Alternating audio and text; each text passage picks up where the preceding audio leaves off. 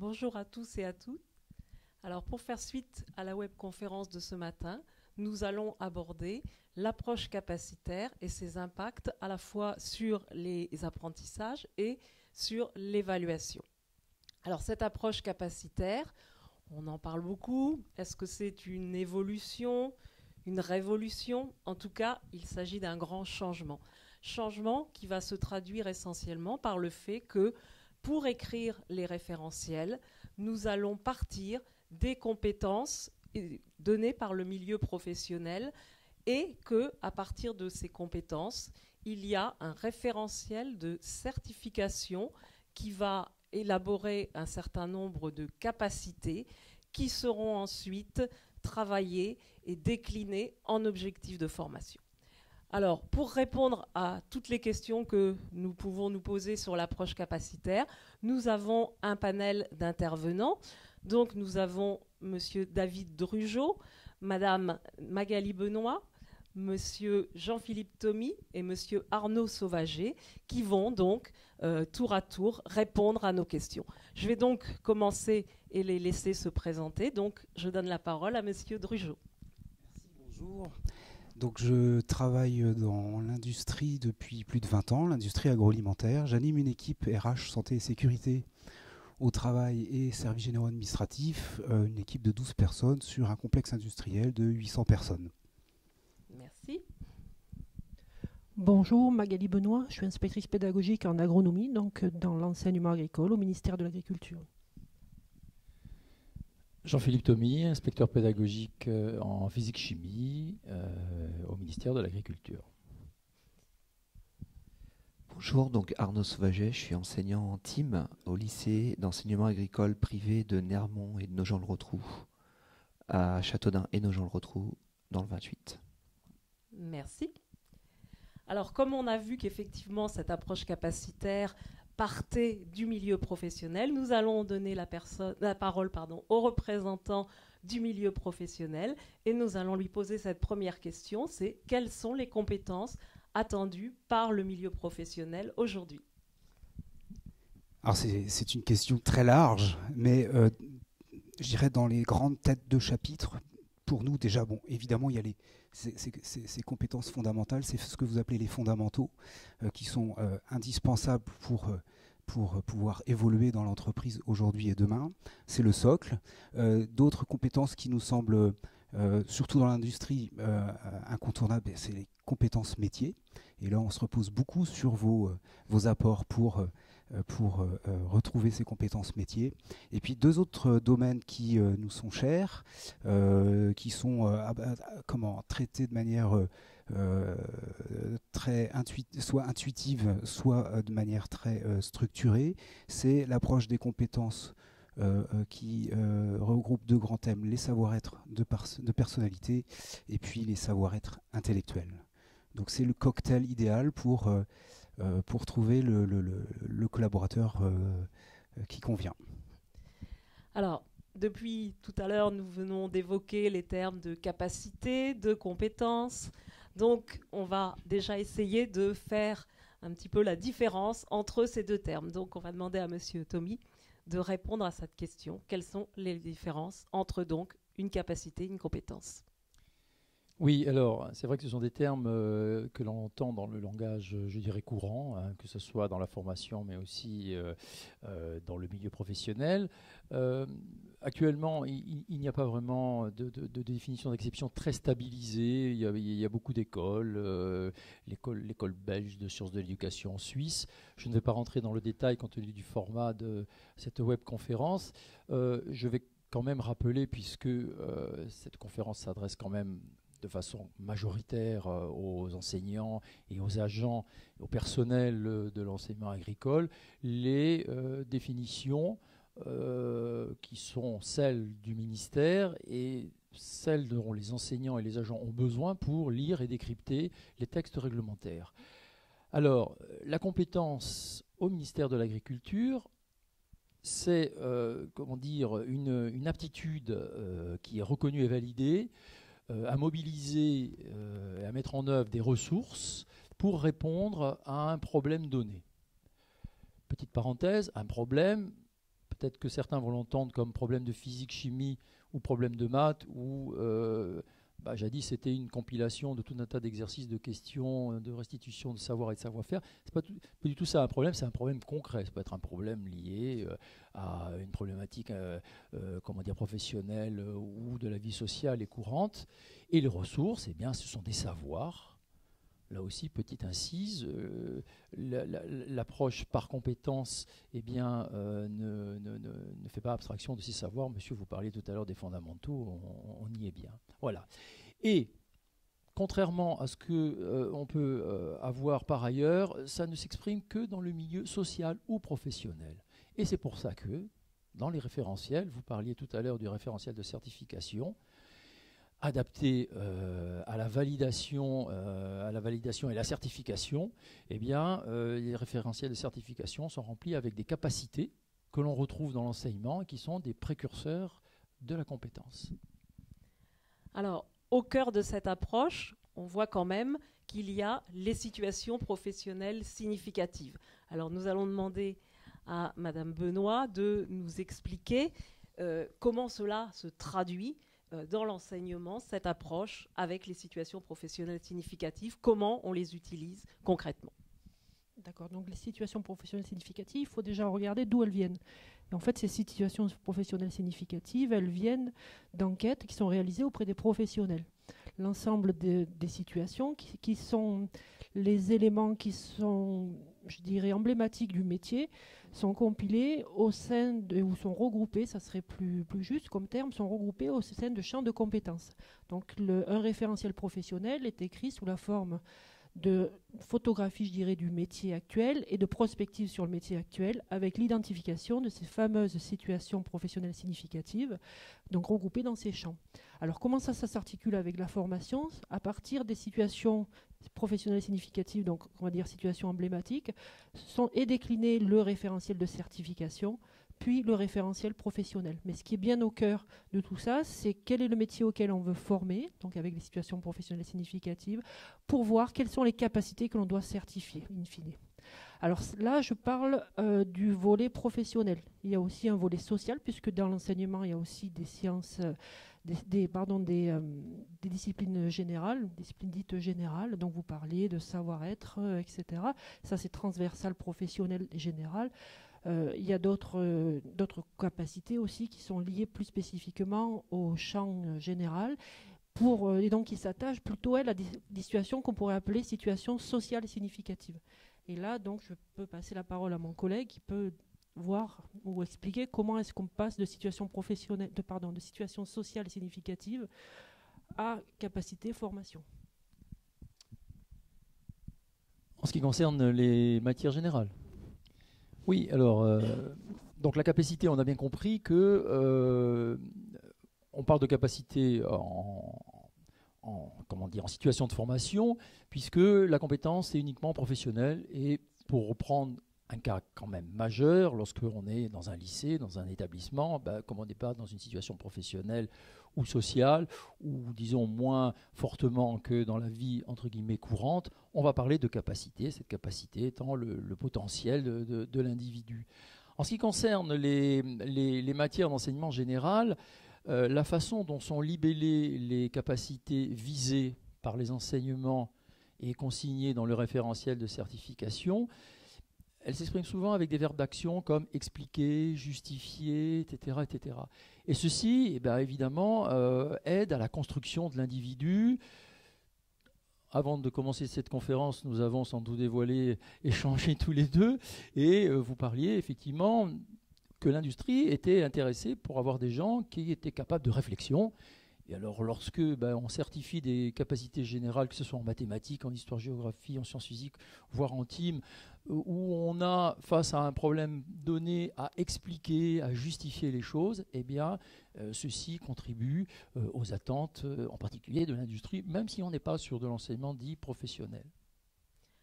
Alors, on voit bien donc que cette approche capacitaire, elle n'est pas simplement utilisée en enseignement professionnel, mais qu'elle peut l'être, bien sûr, en enseignement général. Alors, nous allons demander donc à Monsieur Sauvager de nous expliquer comment, lui, prof de TIM, il utilise il utilise cette approche capacitaire dans ses enseignements. Quels sont les impacts au quotidien que ça peut avoir dans ses enseignements? Ok, donc au niveau des impacts, donc c'est assez nouveau, hein, quand même. Quand je dis nouveau, c'est quelques années. C'est une nouvelle manière de travailler qui, pour moi, va impliquer plusieurs mots qu'on risque de réentendre dans la webconf là. La pédagogie de projet, un certain recul, une prise de hauteur par rapport aux connaissances à acquérir, hein, justement. Peut-être un changement de posture aussi de l'enseignant qui va être dans l'accompagnement, une souplesse et puis une responsabilisation. Donc je vais prendre un exemple très concret parce que Voilà. je représente un peu justement les enseignants. Donc moi dans le référentiel de formation, il est demandé d'apprendre, que les élèves doivent utiliser les outils bureautiques de manière pertinente, autonome, raisonnée. Et puis tout de suite après, donc ça c'est un objectif principal, tout de suite après, par exemple, on va leur demander de savoir faire des calculs dans un tableur, de choisir les bons types de graphiques suivant les choses. Et l'idée, ce qui est intéressant, c'est de rester justement à la hauteur des outils bureautiques. Et moi, j'ai organisé une séance. Je leur ai dit, aujourd'hui, on va travailler sur le tableur. Je l'ai fait un petit peu exprès. Et je leur ai dit, on va mettre en place le calendrier du mois de mai 2017, par exemple, ou mois de mai 2018. Et étant déjà formaté dans l'état d'esprit tableur, etc., on a passé 50 minutes sur 55 minutes à utiliser le tableur, à tirer lundi, poignée de recopie, ça fait mardi, mercredi, 1, 2, hop.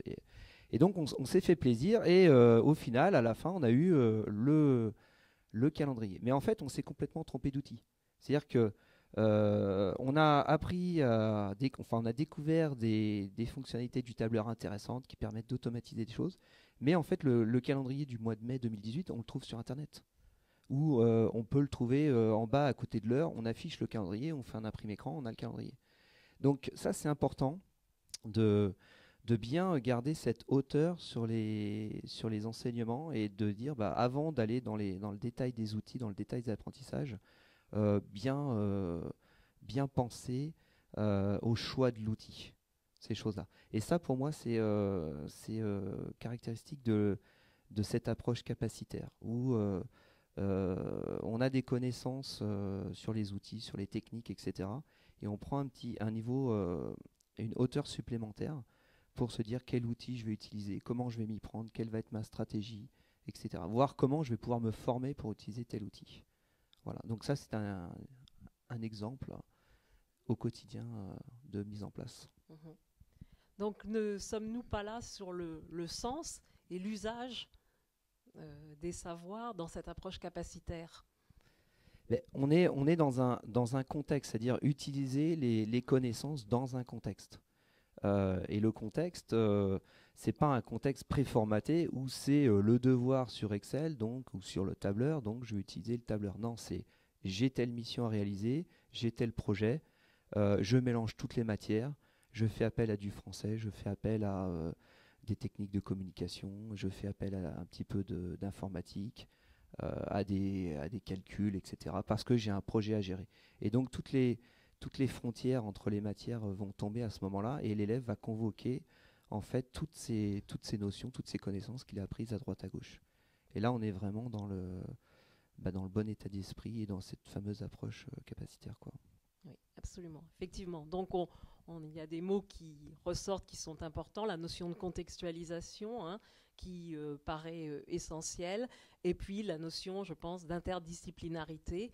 Alors, peut-être, Monsieur Drugeot, vous pouvez nous dire quelques mots sur cette importance aussi de penser les situations dans leur globalité. Oui, je partage complètement cette approche qui consiste et qui est proche de la réalité en fait, qui consiste à mettre en situation, en mode projet, et de laisser le choix et des formes d'intelligence se développer pour optimiser la réalisation, optimiser ses capacités et au final ses compétences à réaliser tel projet, et peut-être différemment et probablement, je pense, plus efficacement. Donc nous, ça nous va bien comme concept, et c'est celui-ci que nous attendons, et c'est celui-ci pour lequel à titre personnel, dans mes expériences actuelles, je m'attache à développer avec des enseignants, par exemple en ramenant des élèves dans l'entreprise et en co-élaborant des programmes avec les enseignants pour accompagner ces élèves en mode projet à utiliser toutes sortes de capacités, de connaissances pour mener à bien ces projets, et parfois en équipe, etc. Donc on est très favorable à ce type d'initiative parce qu'elle ressemble d'assez près à nos réalités. Et quand et quand on réalise ce type d'action, on est en mode apprentissage aussi, et forcément l'efficacité est assurée, quoi. Voilà. Donc, alors je sais pas si j'ai bien répondu à la question. C'était peut-être plus sur la capacité. Nous, pour autant, on va vraiment faire confiance, enfin, a priori, en tout cas de mon point de vue, on va faire confiance à vos organisations, à votre façon de sanctionner les acquis sur ces aspects-là. Et si vous le faites encore une fois demain de cette façon, ça sera encore plus pertinent pour nous. Après, on est tous conscients que la capacité, elle va devenir compétence chez nous une fois mise en route, une fois mise à l'épreuve, entre guillemets, c'est pas péjoratif. Voilà. Merci. Oui, alors il y a un mot qui est ressorti, c'est projet. Arnaud, est-ce que vous pouvez donc nous dire quelle est l'importance de la pédagogie de projet dans cette approche capacitaire, selon vous ? Parmi les points que j'ai expliqués tout à l'heure, le projet, c'est vraiment ce qui va permettre de regrouper tout, donc l'interdisciplinarité, le changement de posture dont je parlais. Lors d'un projet, l'enseignant n'a pas la même posture que lors d'un cours traditionnel. La responsabilisation de l'élève, il va être beaucoup plus acteur, moins, on va dire, consommateur. Il va y avoir l'expérimentation, ça, c'est très important. On a des coups de fil à passer, je ne sais pas, pour chercher des sponsors dans le cadre d'un projet. Le premier coup de fil, on va voir qu'on était mal préparé. Donc là, il n'y a pas besoin de dire à l'élève que le coup de fil d'après, il faudra préparer un petit peu ce qu'il va dire, se présenter, etc. Donc cette expérimentation-là, elle va vraiment faire prendre conscience et motiver les élèves à aller justement chercher les connaissances qui leur manquent pour les mettre au service du projet. Il y a cette combinatoire de connaissances, de savoir-faire qui va se créer d'elle-même, en fait, parce que, et puis il y a cette motivation. Le projet, souvent aujourd'hui, la note malheureusement est pas la mauvaise note est pas forcément si dramatique que ça pour nos jeunes, alors que un projet raté, on va dire une mauvaise présentation devant un public dans une salle où la restitution du projet se faisait peut être beaucoup plus, cette motivation peut être beaucoup plus importante que la simple note. Donc vraiment plein d'atouts de cette méthodologie projet ou du fonctionnement par projet, quoi, pour cette approche capacitaire. Vous voulez compléter, Monsieur Thomy ? Oui, tout à fait. Ce que j'ai trouvé fort intéressant dans vos propos immédiats et dans les propos de Monsieur Drugeot qui se rejoignent finalement. Alors, peut-être que dans l'industrie, quand on embauche quelqu'un, on ne va pas le mettre sur un projet, mais ceci dit, on va le mettre face à une tâche. On est bien d'accord. Et vous avez parlé de projet. Et ce qui finalement caractérise nettement l'approche capacitaire par rapport à des approches qui ne sont pas capacitaires, c'est plutôt que de faire une entrée par les outils, c'est qu'on commence par faire les entrées par la tâche ou le projet. Et finalement, pour des enseignants, l'entrée, c'est quoi ? C'est la capacité visée. Et c'est là que finalement, on peut se rejoindre. Et ça caractérise vraiment l'approche capacitaire. Ça, c'est une première chose. Et une deuxième chose, lors de votre intervention tout de suite, là, vous avez parlé du changement de posture. Alors, il est évident que, partir du moment où l'enseignement que l'on mène n'entre pas par comment dire, un apport, je dirais, hors sol, pour parler un peu agriculture, de connaissances et de procédures comme ça, mais que ces connaissances et ces procédures, elles sont appelées par la nécessité soit professionnelle, soit du projet, eh bien, on change effectivement on change sa posture, puisque l'enseignant ne rentre pas et puis n'est pas là pour être un déverseur de ces choses-là. Donc, la posture de l'enseignant est effectivement radicalement changée. Ça paraît évident. Merci. Je me permets Allez-y, d'intervenir monsieur sur cet exemple, puisque quand on réalise classe en entreprise, on invite forcément les enseignants à travailler autrement et de cette façon-là. Et ce qu'on constate, ils le disent eux-mêmes, après 2 grandes expériences réalisées sur mon périmètre et une 3e prochainement, c'est que pour eux, c'est bien plus énergisant et ils retrouvent davantage d'efficacité, mais au total, c'est-à-dire chez les apprenants, chez les élèves, mais aussi entre eux et chez eux, quoi. Donc il y a un effet, y a un effet exponentiel qui est positif. Et voilà, c'est une réussite collective, mais qui associe y compris l'enseignant. C'est ça qui est intéressant, parce que finalement, il est dans le projet, quelque part, l'enseignant. Est-ce qu'on ne pourrait pas traduire ceci par une phrase que je cite souvent, ça va faire rire les gens qui me connaissent un peu, à savoir qu'une capacité, je dirais, en situation d'enseignement ou une compétence professionnelle, ça ne s'enseigne pas. Ça s'acquiert. C'est-à-dire qu'un enseignant ne peut pas enseigner une compétence ou une capacité. Il a à mettre en œuvre des situations telles que l'apprenant, alors qu'il soit en situation scolaire ou autre, ou le professionnel apprenant, soit en mesure d'acquérir lui-même. D'où le changement fondamental de posture. Tout à fait. Ah, Arnaud ? Ouais, j'ai un petit point à rajouter par rapport à l'approche par mission, par tâche ou par projet par rapport à par outil. C'est qu'en informatique aujourd'hui, enfin comme ailleurs d'ailleurs, les outils évoluent très très vite, alors qu'au final les missions grosso modo, elles évoluent en tout cas beaucoup moins vite. Donc on a beaucoup plus de chances d'avoir une approche pérenne, durable, en arrivant avec une approche par mission, par projet ou par tâche, que par outil, parce que les outils, ils vivent, ils meurent, ils sont remplacés, et c'est dangereux de s'attacher purement aux outils, quoi. Alors j'ai une petite question un petit peu plus technique d'un participant qui nous dit, n'y a-t-il pas redondance entre les capacités, la formulation donc des capacités et la formulation des objectifs de formation dans certains modules particulièrement, et notamment certains modules professionnels? Oui, alors très rapidement, parce que je trouve que j'ai déjà beaucoup parlé. En fait, pas du tout. Et ça nous renvoie à l'architecture des référentiels, dans lesquels on a le professionnel, le référentiel de certification et le référentiel de formation. Les capacités du référentiel de certification, c'est la cible à atteindre, c'est ce qu'on va certifier. Les objectifs de formation, ça va être, on va dire, les outils qui vont permettre d'atteindre ces capacités visées. Donc les outils, quelque part, c'est un peu les moyens d'atteindre de la capacité. Donc il n'y a pas redondance, ce n'est pas la même chose. On parlera tout à l'heure après de la certification et on aura l'occasion peut-être d'y revenir.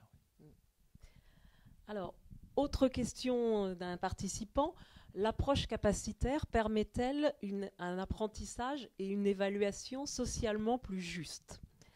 Alors, derrière, on peut peut-être faire un certain décryptage, à savoir, est-ce qu'à vouloir trop se focaliser sur une approche capacitaire, on ne risque pas de former quelqu'un qui va être certes employable, hein, on va viser l'employabilité, mais en oubliant un petit peu la dimension humaine, la formation globale de la personne?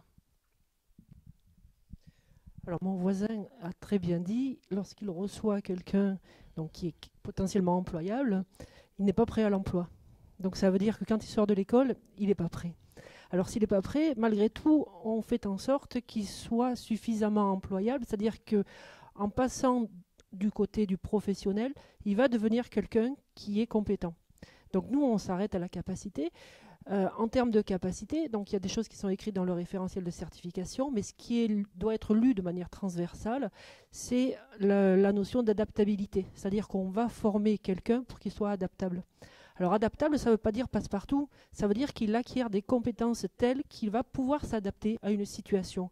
Et ce que disaient mes voisins autour de la situation qui est première rejoint tout à fait ça, c'est-à-dire qu'on ne rentre pas par les outils, on ne fait pas d'informer un couteau suisse, mais quelqu'un qui va savoir aller mobiliser l'outil qui correspond au problème qui est posé ou à la situation qu'il va rencontrer. Donc l'adaptabilité, c'est la première chose. La deuxième chose, elle rejoint cette adaptabilité, c'est la notion de complexité, c'est-à-dire qu'en formation, il va falloir tout de suite rentrer dans la complexité. Donc la complexité, c'est ce que vous abordiez tout à l'heure, monsieur, elle est notamment autour de la situation complexe qui est, je vais mobiliser différentes notions qui vont permettre d'éclairer le problème que je rencontre ou la situation que je rencontre.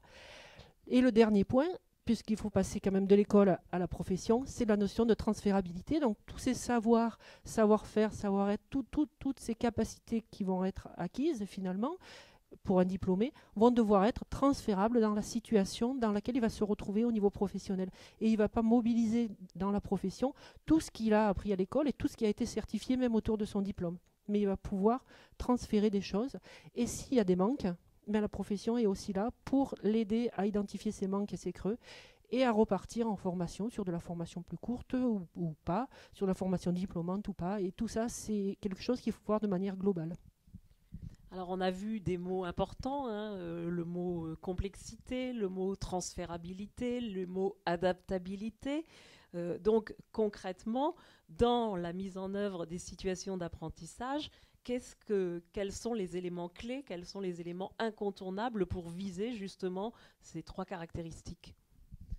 Alors au niveau de ces trois caractéristiques, donc adaptabilité, complexité et transférabilité, ça veut dire qu'il va falloir tout de suite plonger les apprenants dans des situations qui vont leur permettre d'aller voir des choses qui ne sont pas un ensemble simple, mais véritablement complexe. Attention, complexe ne voulant pas dire compliqué.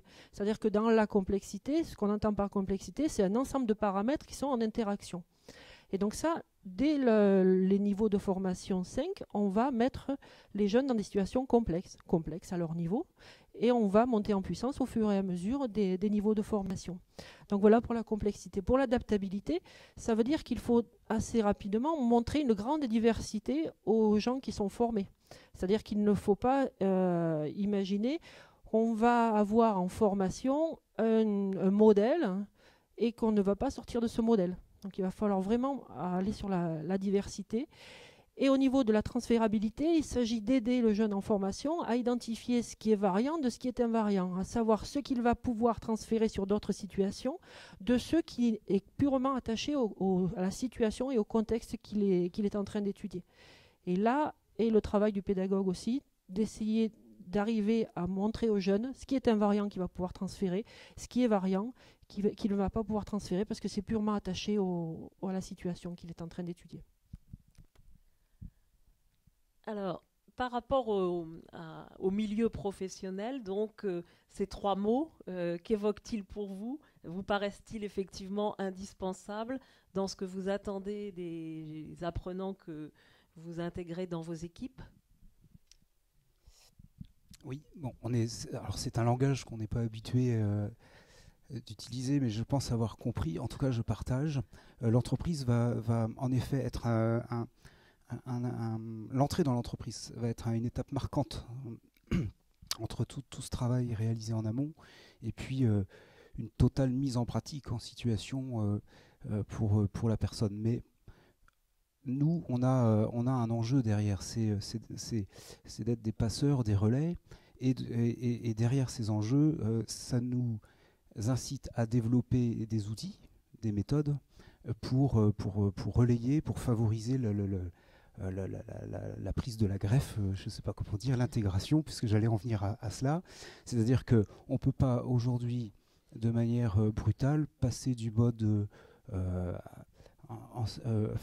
apprenant, apprentissage, etc., à un mode professionnel en 24 heures. Il faut développer tout un processus qu'on appelle intégration, avec des jalons, avec des étapes de suivi et d'évaluation.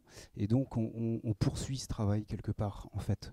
Et l'entreprise, aujourd'hui, et elle est très incitée à le faire, et elle a intérêt à le faire, développe ses outils d'intégration et d'évaluation pour comment optimiser cette prise de la greffe. Derrière, oui, tout ne peut pas être réalisé en amont, tout ne peut pas être fait, et puis les outils évoluent, les machines évoluent, les concepts évoluent, donc il y a cette adaptabilité permanente sur laquelle il faut veiller, et donc pour cela, on a, nous, intérêt à revenir vers vos structures, revenir vers vous, tout simplement, pour compléter, implémenter ce que vous voudrez, des nouvelles compétences, des capacités qui seront utiles dans la poursuite du projet professionnel de chaque collaborateur, en lien avec celui de l'entreprise, évidemment. Merci. Alors, nous avons vu effectivement donc, que cette approche capacitaire avait un certain nombre d'impacts que vous avez les uns et les autres soulignés sur la façon de construire vos enseignements, les enseignements pour les apprenants. Mais évidemment, puisque maintenant nous évaluons, nous certifions plus précisément des capacités, quels sont les impacts que cela peut avoir sur justement la façon d'évaluer les capacités? Donc on va demander à Arnaud Sauvager de nous répondre. Alors, pour évaluer la capacité, il faut trouver quelque chose qui va se rapprocher de cette situation complexe. Et il y a un point sur lequel je voudrais... C'est qu'on doit passer de l'évaluation, pour moi, ponctuelle. On avait l'habitude de dire, voilà, contrôle, devoir, telle heure, on rend la copie à la fin, à quelque chose de beaucoup plus diffus, où on va mesurer la progression, on va voir la capacité justement à l'apprenant de capitaliser sur ses erreurs et puis de se remettre en question, etc. Donc ça, c'est pas quelque chose que j'ai encore pu observer, c'est une sorte d'évaluation très très diffuse, mais c'est quelque chose, à mon avis, qu'il va falloir qu'il se mette en place, parce que dans la réalité, dans l'entreprise, je pense que c'est comme ça, hein. On a des entretiens annuels et puis on va aussi juger de la progression. Donc là, on peut aussi progresser et évaluer cette évolution. Aujourd'hui, on sanctionnait un travail. Demain, on peut peut-être par une note. Demain, on peut peut-être mesurer davantage l'évolution. Et puis évaluer à plusieurs enseignants. On parlait de faire un petit peu sauter les barrières entre les différentes disciplines. Donc un projet, ça doit forcément s'évaluer à plusieurs. Donc ça, c'est aussi quelque chose qui doit être... Donc finalement, ça nécessite de notre côté beaucoup de souplesse. D'installer de la souplesse pour ces évaluations diffuses, et puis plusieurs enseignants autour de la table, des évaluations pas par exemple tout le temps au même moment, suivant l'avancement des projets, etc. Enfin, il y a plein de choses à mettre en place pour être cohérent par rapport à ce modèle.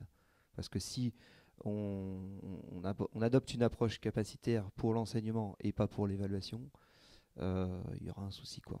Voilà, donc cohérence. Monsieur Tommy. Oui, je voudrais dire qu'il y a des gens, j'allais dire des enseignants qui savent très bien faire l'évaluation, non pas de la performance, mais de la progression. Ce sont les enseignants d'EPS.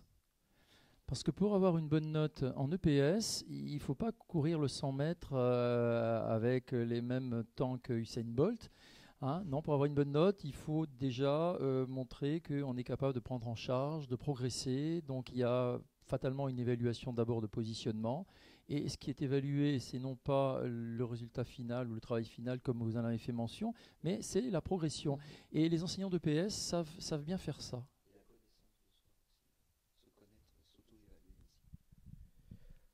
Sachant qu'il faut différencier le CCF des évaluations formatives. Donc l'enseignant a toute liberté de faire les évaluations formatives qui lui conviennent, qui conviennent à ceux qu'il veut évaluer précisément, En certificatif, on a aussi cette liberté avec comme cadre quand même la note de service. Enfin, on est un peu, excusez-moi, je reviens, mais on est ce qu'on est, hein, on est inspecteur ou pas. Enfin, et donc on a le cadre de la note de service et surtout le cadre des capacités. Donc il faut aller voir véritablement ce qu'on veut évaluer pour l'évaluer véritablement. Donc il faut vraiment faire la différence entre les évaluations formatives et les évaluations certificatives, dans lesquelles on n'a pas toujours toute la liberté, notamment autour de l'ensemble des enseignants qu'on peut mettre sur une évaluation. Alors effectivement, on est obligé de se conformer au cadre des notes de service qui régulent l'évaluation certificative. Moi, j'aurais de nouveau une question pour Arnaud. Lorsqu'on met en place une situation d'évaluation, il y a bien sûr dans le cadre des évaluations certificatives la nécessité de réaliser une grille d'évaluation. Quels sont les principaux changements que cette approche capacitaire a mis en œuvre sur la grille des CCF. En quelque sorte, est-ce qu'une grille de CCF avant l'approche capacitaire, c'est la même chose qu'une grille de CCF avec l'approche capacitaire? On va commencer par enfin, moi, grille et sujet, pour moi, sont liés. Hein. On commence par, on va dire, lister ce qu'on va évaluer, et puis après, on construit le sujet en fonction. Donc, en fait, au final, ça va se répercuter aussi sur les sujets. Effectivement, les sujets sont complètement différents avant cette nouvelle approche. On va dire qu'à l'époque, c'était vraiment des questions de connaissances. Typiquement, moi, en informatique, compléter un tableau dans un tableur Excel, placer des formules, etc. Et pour donner un exemple d'un CCF d'une question d'un CCF qui collerait plus avec cette approche capacitaire, c'est une question de synthèse. Vous avez devant vous un public nombreux dans un amphithéâtre. Vous voulez faire une enquête de satisfaction à la fin. Ils n'ont pas d'ordinateur. Comment vous vous organisez? Voilà. Et donc ça va faire appel à tout un tas de choses. Déjà, imaginer une solution. Bien sûr, on s'est préparé pendant l'année à répondre à ça, mais pas à ce sujet-là. Ils évoluent, les apprenants évoluent dans un environnement type Office 365, pour pas faire trop de publicité, où on a tout un tas d'outils. Il y en a un qui s'appelle Forms, on peut réaliser des enquêtes. Le problème, c'est que les gens, s'ils peuvent répondre sur leur téléphone portable, il faut leur envoyer le fameux lien. Le lien, généralement, il tire 2 km. Donc, il faut associer un autre outil qu'on a vu à une autre séance qui avait peut-être rien à voir. Ou comment fabriquer un QR code en réduisant l'adresse, etc. Donc voilà, ça c'est typiquement une question. Alors, il va pouvoir répondre 10, 20, 30%, 40% en allant plus ou moins loin dans la solution, en faisant quelque chose de plus ou moins pratique, où il y aura plus ou moins de tâches manuelles à faire après, donc qui va évaluer le fait que ce soit pratique ou pas. Et voilà la question, remplir une formule, on va dire à l'ancienne, et une question beaucoup plus ouverte où il va devoir assembler, séquencer différentes connaissances, différents outils qu'il n'avait peut-être jamais mis les uns à côté des autres pour construire une solution. Voilà. Je ne sais pas si j'ai été suffisamment concret dans la question qu'on pourrait poser, qui pourrait coller à cette approche capacitaire. Oui, alors on voit très bien effectivement le type de situation d'évaluation qu'il est nécessaire de mettre en place. Moi, ce que j'aimerais aussi savoir, c'est effectivement vraiment des conséquences très concrètes sur la réalisation de la grille. Parce que je pense que ça pose un certain nombre de questions aux enseignants. On a vu qu'on ne pouvait pas évaluer de manière trop parcellaire, mais qu'est-ce que ça veut dire concrètement sur la grille d'évaluation que l'on va construire? Je ne sais pas. Alors, je veux bien continuer sur l'outil si la réponse n'était pas sur ce que j'ai abordé. La grille d'évaluation, pour ça serait l'enchaînement donc des différents outils la dose d'opérations manuelles que je vais devoir faire, je reviens à ma fameuse enquête oui, pour tout à rester fait. sur le même. La dose, je vais évaluer le nombre d'opérations manuelles que je vais devoir faire pour réaliser la mission par rapport à ce qu'il m'a proposé comme solution. Donc ça, moins j'ai d'opérations manuelles, plus c'est efficace. Il y a est-ce qu'il a su convoquer tout ce qu'il a vu pendant l'année, le nombre de voir si, encore mieux, il a convoqué des choses qu'on n'avait pas vues, qu'il a entendues à droite, à gauche, via les informations, via l'actualité, via des réseaux, etc. Donc il y a tous ces critères-là qui n'apparaissaient pas du tout avant et qui vont constituer la grille. Très bien. Voilà. Merci. Monsieur Tommy, vous voulez compléter? Oui, je veux bien compléter ou donner peut-être un éclairage différent qui rebondira sur la question précédente qui était la question qui était relative aux objectifs et aux capacités, tests redondants ou pas. Ce qu'il faut bien voir, c'est que, et puis je dirais un petit mot sur la grille en essayant de ne pas être trop long. Effectivement, le formatif, le contrôle formatif, finalement, il va questionner la formation. Je dirais qu'il est plus en rapport aux objectifs. Et effectivement, sur un formatif, pourquoi ne pas s'interdire de vérifier des tâches unitaires ? Par exemple, est-ce qu'il sait tirer la poignée de recopie de Excel ? Voilà, bon, ça peut être validé ou pas. À partir du moment où on est dans une évaluation de type capacitaire, eh bien, on n'est plus, on l'a bien compris, dans ce style de vérification. Donc, fatalement, dans une précédente évaluation, eh bien, s'il sait tirer la poignée, il aura 1. S'il ne sait pas, il a 0. Hein, voilà, je caricature, mais tout le monde comprend bien ce qu'il y a là derrière.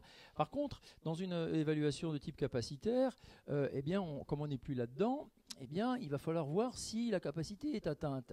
Et pour voir si la capacité est atteinte, on se donne un peu des outils qui vont éclairer un petit peu ceci. Et c'est là qu'on fait une grille critériée. Alors dans le critérié, il y a critères et on va être obligé de définir des critères qui sont, effectivement, qui sont des,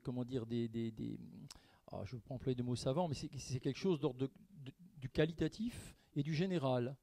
Hein, le qualitatif et le général, tout le monde comprend bien. Et dans le cas qui est exposé, dans la contextualisation dans laquelle on fait l'évaluation, eh bien, on va avoir besoin d'observables. De quelque chose qui est parfaitement observable. Par exemple, il sait tirer la poignée de recopie, c'est quelque chose qui est observable. Le critère, ça serait sait utiliser les fonctions générales du tableur Excel. Oui, c'est bien qualitatif et général. Alors après, avec ça, on met une note. Mais je crois que là, aujourd'hui, on n'aura pas le temps Mais il est évident que la grille est totalement différente selon qu'on vérifie des tâches uniques ou selon que on travaille sur des tâches complexes. Et tout le monde l'a compris que lorsqu'on est dans une évaluation capacitaire, on est là pour voir comment la personne évaluée va être capable d'atteindre et de résoudre la tâche complexe qui lui est proposée et qui caractérise la capacité visée, qu'elle soit générale ou professionnelle d'ailleurs. Alors on voit bien qu'effectivement, cette approche capacitaire, elle nécessite vraiment une grande proximité entre l'école et l'entreprise. Et donc, en quoi cette relation école-entreprise, Monsieur Drugeot, vous paraît-elle fondamentale?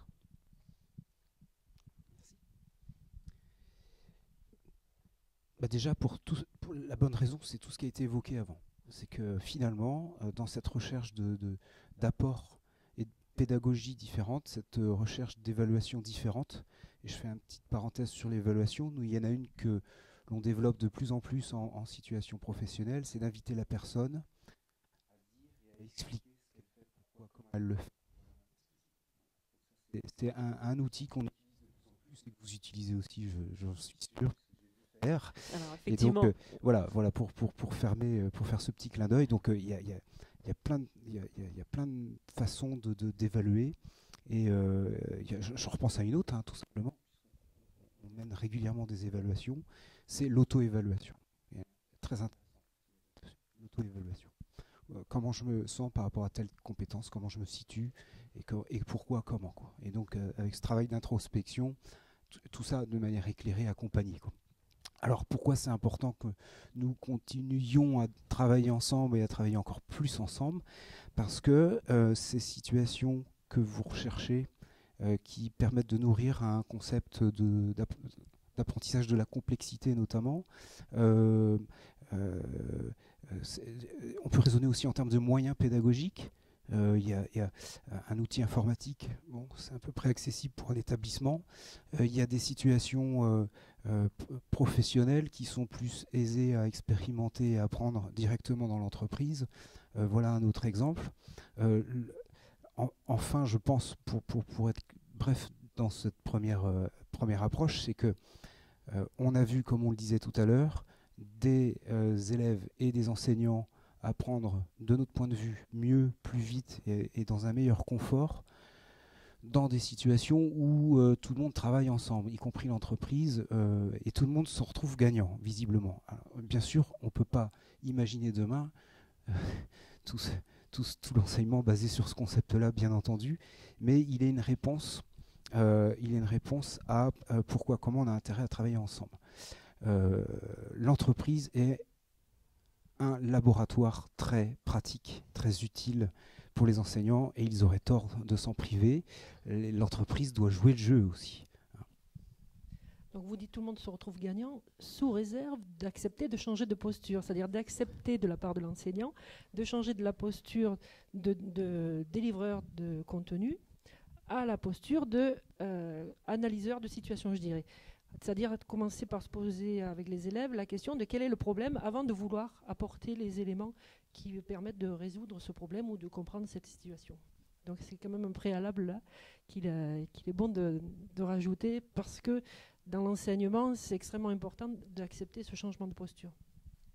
On peut mixer les deux. Ce matin, j'avais rendez-vous avec une professeure de français de collège pour préparer cette fameuse période classe en entreprise, et elle cherchait à nourrir son cours de français, et on a convenu d'un certain nombre de choses et de cas pratiques et de situations réelles, vraiment réelles de l'entreprise, qu'elle va utiliser mais je dis bien en mixant, hein, pour nourrir son cours. Et ça a été, ce matin, on était dans la salle des professeurs, les professeurs passaient, etc.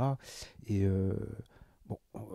franchement, c'est hyper performant, hyper efficace. Et puis en plus, on est 2, voire 3 parfois. Et voilà, la dynamique n'est plus la même. Je pense que le plus grand gagnant derrière, c'est celui qui apprend, je pense. Absolument. Monsieur Sauvager, est-ce que vous pouvez effectivement nous dire, dans votre établissement, qu'est-ce qui est mis en place pour développer un peu cette relation école-entreprise? Oui, juste avant, moi je reviens sur un point que j'ai entendu. Oui. C'est le travailler ensemble. On a oublié de parler de ça, mais en entreprise, on travaille souvent en équipe. Et l'évaluation aujourd'hui, elle est encore, ça commence à venir, mais encore trop individuelle. Dans la souplesse dont je parlais tout à l'heure, il y a aussi introduire de plus en plus d'évaluations de groupes de travail, de binômes, de petites équipes, qui est un modèle qu'on va retrouver énormément en entreprise, quoi. Et qui va aussi, on va aussi évaluer la capacité du groupe à vivre ensemble, à s'accepter, à se contredire, à se challenger, à se remonter le moral. Enfin, il y a plein de choses qui vont du coup être aussi mesurées, observées quand on travaille sur ces groupes-là. Généralement, les projets, ça se fait en groupe. Alors, dans mon établissement, nous, on a la chance donc on a de la formation initiale, on a de la formation continue avec une grosse proximité entre les deux publics. On a aussi accueilli un village de start-up qui travaille sur l'agriculture numérique. Donc ça, c'est intéressant, notamment avec une petite anecdote, c'est que dans le village a été récemment embauché un jeune qui avait fait un bac pro SAPAT 2 ans avant chez nous et qui entre-temps est passé par une école de développement. Donc il y a des petits clins d'œil comme ça. Et on a aussi donc des BTS par alternance où il y a une grosse proximité avec le monde professionnel. Donc voilà, mais c'est pas le tout on va dire, d'avoir un cadre idéal et d'avoir des publics les uns à côté des autres. Encore faut-il trouver des événements et des initiatives pour faire communiquer tout ce monde-là et échanger. Et je vais revenir sur une petite difficulté avec une solution, on en parlait ce midi, qu'on a essayé de mettre en place, enfin qu'on va mettre en place. On a une difficulté pour trouver des entreprises d'accueil pour un BTS Éducation nationale système numérique. À cause de ce village de start-up agriculture numérique, on a eu l'opportunité de monter un BTS par alternance, système numérique, informatique et réseau, qui vient de l'éducation nationale. Et on a du mal à trouver des entreprises d'accueil pour les jeunes. Première année, bon, on s'est dit c'est la première année. Deuxième année, oh là, toujours des difficultés. Et donc on s'est dit, plutôt que de faire alternance 15 jours ensemble, 15 jours en entreprise, etc., on a observé que les entreprises cherchaient quand même à avoir des apprentis davantage opérationnels dès le premier jour. Sachant que sur un BTS système numérique, qui est quelque chose de très très vague, très très vaste plutôt, où on va avoir de la maintenance, du développement, de la gestion de projet, du réseau, etc. C'est pas évident. On peut pas s'y connaître surtout dès le premier jour. Donc l'idée, c'est de se dire, pour coller en fait et écouter ces entreprises, leurs besoins et du coup sortir de notre impasse, on s'est dit on va mettre en place un stage intensif pour faire 15 premiers jours en centre et les former et qu'ils soient directement opérationnels sur un des aspects qui, comme par hasard, serait le plus demandé par les entreprises. Voilà, donc pour essayer une sorte d'idée d'échange permanent avec les entreprises pour essayer de résoudre notre problème et puis elles de leur donner des gens plus directement opérationnels, sachant qu'après, une fois qu'ils seront en poste, elles vont savoir les faire évoluer, les faire s'ouvrir, etc. Voilà. Je ne sais pas si ça convient comme exemple. Très bien.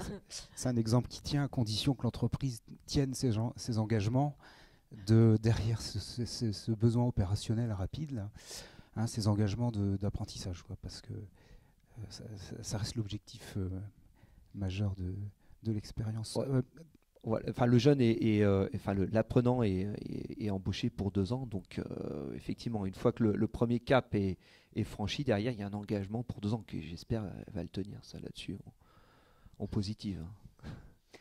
Alors pour illustrer, parce que j'ai un deuxième exemple vécu cette semaine, pour illustrer, il me vient tout de suite à l'esprit, pour illustrer cette panne provisoire que vous avez connue, mais qui peut être vécue, je pense, souvent par certains enseignants.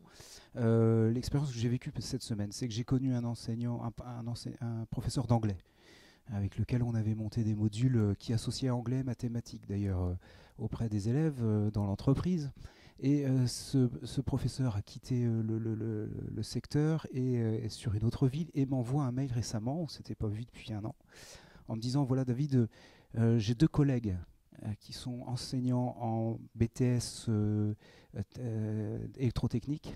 Et mes 2 collègues cherchent absolument à entretenir un partenariat avec des entreprises locales pour favoriser les relations déjà, les stages, éventuellement d'échanges de bonnes pratiques, éventuellement recevoir du matériel aussi, parce que l'entreprise peut être un fournisseur intéressant pour l'établissement, et puis tout ce qu'on a pu évoquer, on peut imaginer derrière. Donc, donc j'ai tout de suite lancé un appel sur le bassin où je travaille auprès de mes homologues en disant là vous avez une occasion en or de travailler en direct avec ces enseignants. Je pense que déjà aujourd'hui il y en a qui recherchent ce partenariat. Nous évidemment on le recherche, c'est peut-être pas tout le monde, mais je fais partie de ceux qui recherchent cela, et on prend encore plus de plaisir et on voit encore plus d'efficacité quand ce partenariat se fait directement entre l'enseignant et le manager. Pas l'enseignant et le RH ou le dirigeant, je ne sais quoi, mais le manager et l'enseignant. Et donc il m'arrive dans l'entreprise maintenant de voir des enseignants débouler sans que je le sache, et je prends plaisir à chaque fois, si je les croise, de les saluer et de voir que la boucle, elle tourne toute seule. Et encore une fois, dedans, qui est gagnant? Bon, l'entreprise, évidemment, elle a un intérêt, on ne va pas le cacher, mais formidablement, c'est celui qui apprend qui est gagnant, parce que les choses se déroulent toutes seules. Puis je pense qu'aussi vous pouvez nous dire quelques mots d'un partenariat que vous avez avec un établissement de l'enseignement agricole privé. Nous en avons parlé hors caméra ce midi. Oui, on a un partenariat avec un groupe qui s'appelle Saint-Exupéry, Antoine de Saint-Exupéry, et avec lequel on monte différents projets. Donc déjà, on travaille sur ce mode qu'on évoquait, c'est-à-dire des partenariats avec des enseignants, l'accueil de stagiaires, etc., de l'apprentissage. Mais aussi, on a monté cette année avec eux un CQP destiné à des personnes qui ont été recrutées au chômage, qui sont des décrochés scolaires ou en totale reconversion professionnelle. Et ce montage de toutes pièces qui se termine là a permis de former 10 personnes au pilotage d'installation process. Donc on est sur des niveaux type bac, alors vous allez appeler ça niveau 4 ou 3, je ne sais plus, dans vos 4, dans votre, avec tout un processus d'évaluation tout au long du projet, un système d'évaluation en fin de avec un fil rouge, et puis un système d'évaluation en fin de projet par des mises en situation. Et cette certification va rendre ces personnes compétentes, qualifiées, sur des contrats CDI très prochainement. Et c'est une véritable réussite. Donc on est déjà à travailler sur un projet 2018. Donc dans la réalisation de ce projet, une très grande partie des enseignements sont réalisés donc, complètement par les enseignants du groupe Saint-Exupéry et in situ, c'est-à-dire dans l'entreprise. Avec dans les 40 jours de formation, puisqu'il y en a un peu plus de 40, quelques modules qui sont appelés, c'est vous qui les appelez comme ça de toute façon, mise en situation professionnelle. Voilà. Donc là, il y a une vraie collaboration entre l'enseignant et nos professionnels. On voit que la relation donc école-entreprise est quelque chose de fondamental pour favoriser cette approche capacitaire. Est-ce qu'au niveau du ministère de l'Agriculture, il y a des dispositifs particuliers qui permettent également de développer cette relation ?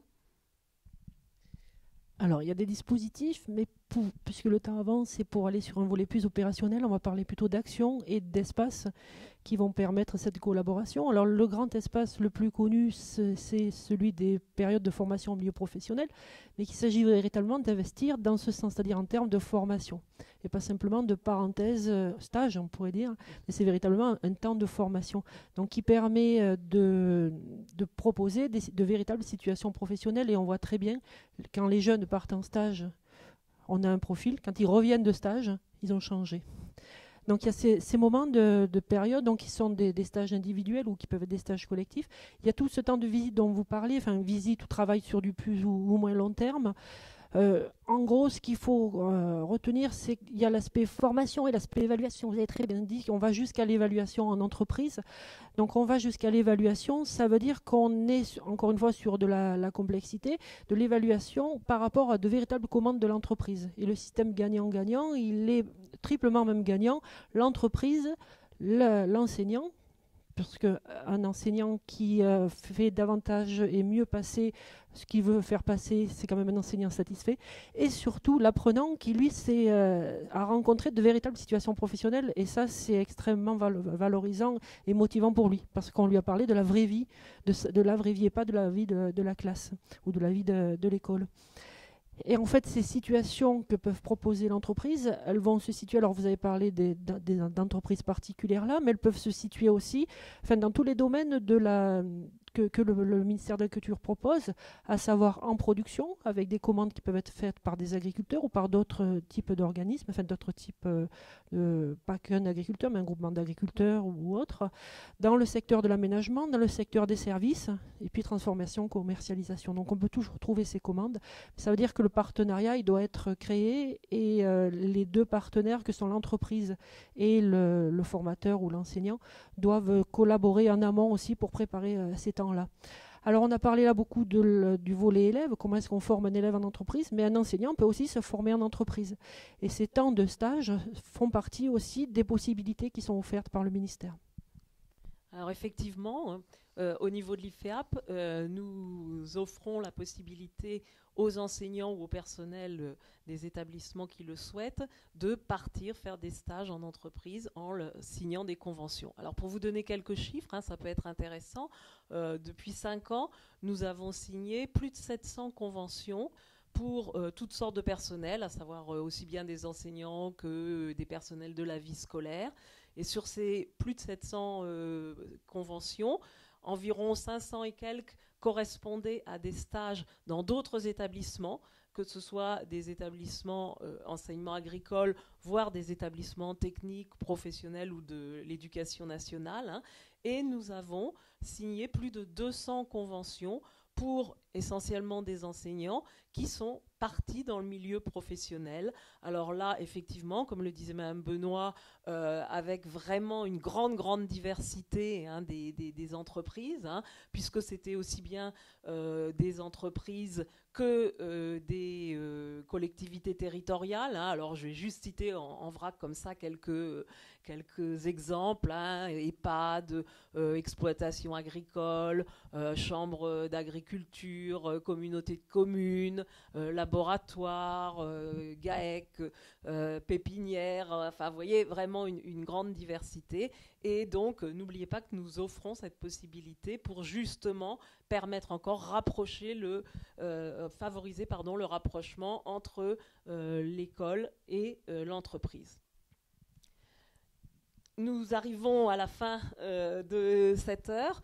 Donc, nous allons remercier l'ensemble des participants qui sont venus répondre à nos questions. Nous allons effectivement remercier également les techniciens et puis toutes les personnes qui ont permis que la conférence se déroule le mieux possible.